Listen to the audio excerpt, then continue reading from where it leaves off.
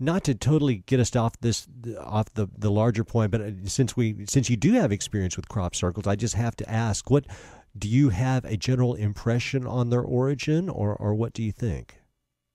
When I started researching crop circles, I believed in a genuine mystery.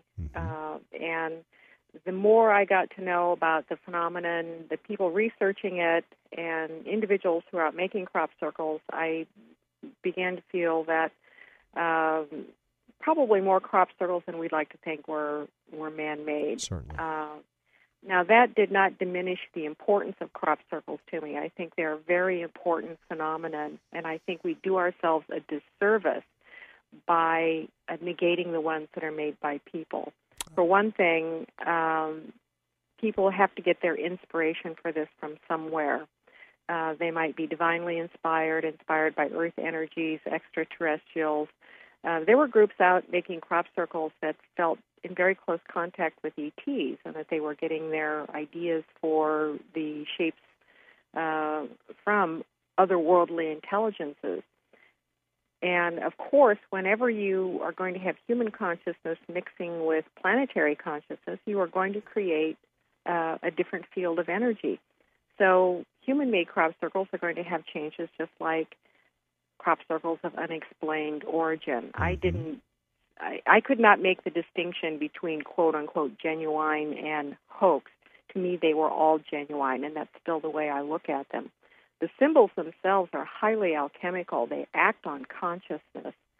They contain far more than words. These are drawing upon ancient images that human beings have used to convey highly esoteric, philosophical, spiritual, and even magical concepts.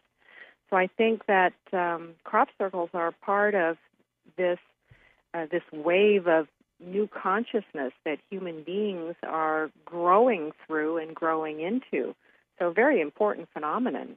I enjoy crop circles as well, and like yourself, I've taken a look at them, and it seems like the more we look at them, the more difficult it becomes to totally fathom what's in them. And there's sacred geometry, and certainly some of these are created by people, but some of them are so complex and so large that it just seems extremely difficult to guess that even very crafty folks could manifest these things overnight. But I wanted to ask you, when we're talking about this interdimensional kind of reality that we're existing in, and it does seem like there is this thinning of the veil, so to speak, at this point in time. What are you working on right now that's specifically fascinating to you? Are you leaning to one particular area of the paranormal right now, or are you just always working in all forms at all times? I really cover across the board, and sometimes I might be emphasizing more one side than the other. I've never neglected the dark side. I think it's very important to understand the dark side, and I have two projects going on right now.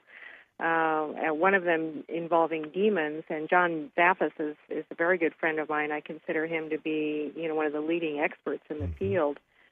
And the other is concerning shadow people, which is an experience that a lot of people have. I started getting interested in shadow people because of my paranormal investigation. These are dark figures that usually show up in the bedroom. You wake up in the middle of the night and see this opaque black silhouette of what appears to be a man who might be wearing a coat or a hat, but with no distinguishing features, standing by the bed.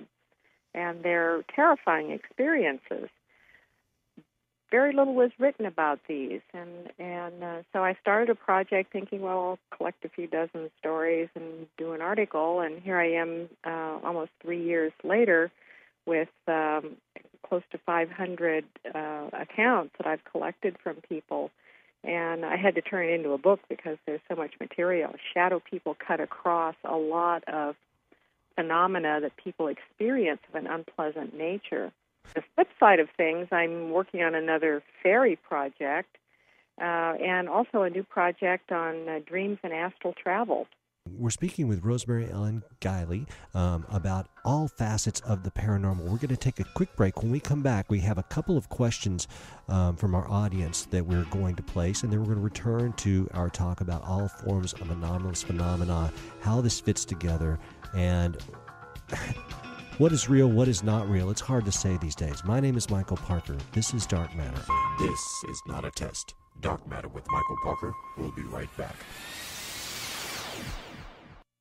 Hi, this is Emma Caulfield, and you're listening to Dark Matter with Michael Parker.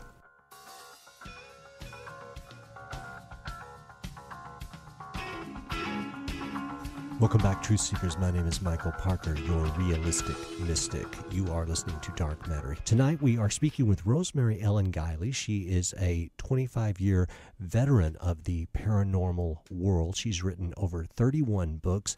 Absolutely amazing body of work. We're very pleased to have her. And I believe Jerry has some questions from one of our listeners. Wendy asks, have you ever been attacked by any of the supernatural elements you've dealt with, and how did you deal with them? I've never been severely attacked. I have had things attached to me and follow me home as a result of being in a bad environment or doing a paranormal investigation. And there are precautions that you can take to prevent this. I think I have a pretty good buffer around me, which enables me to do this kind of work, but I don't take it for granted either because there are nasty things out there. But the types of things that I experienced from time to time were temporary attachments of things, like I said, that followed me home and then just kind of lost energy and got pushed out. I experienced unpleasant dreams, poltergeist disturbances in the house, kind of an unsettling of the atmosphere.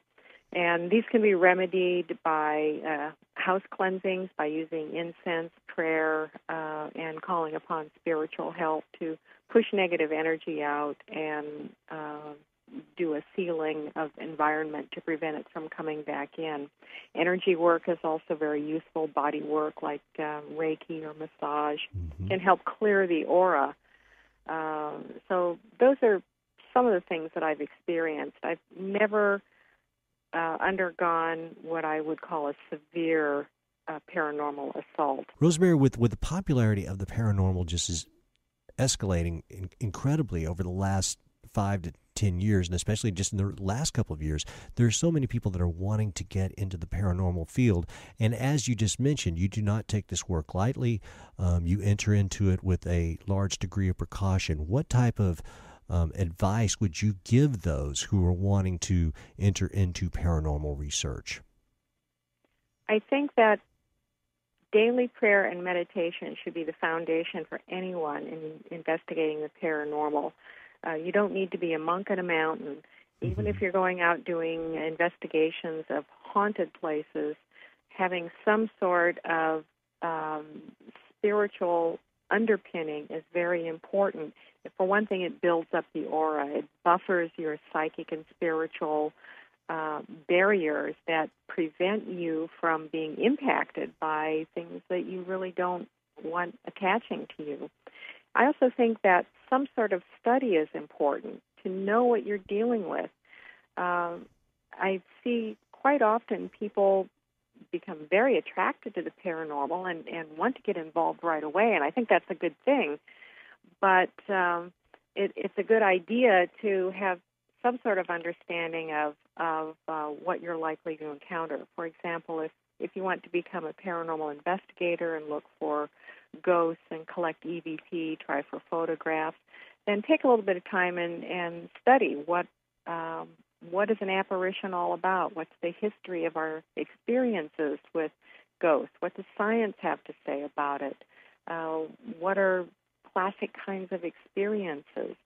You have to have some sort of baseline so that you can evaluate and validate your own experiences.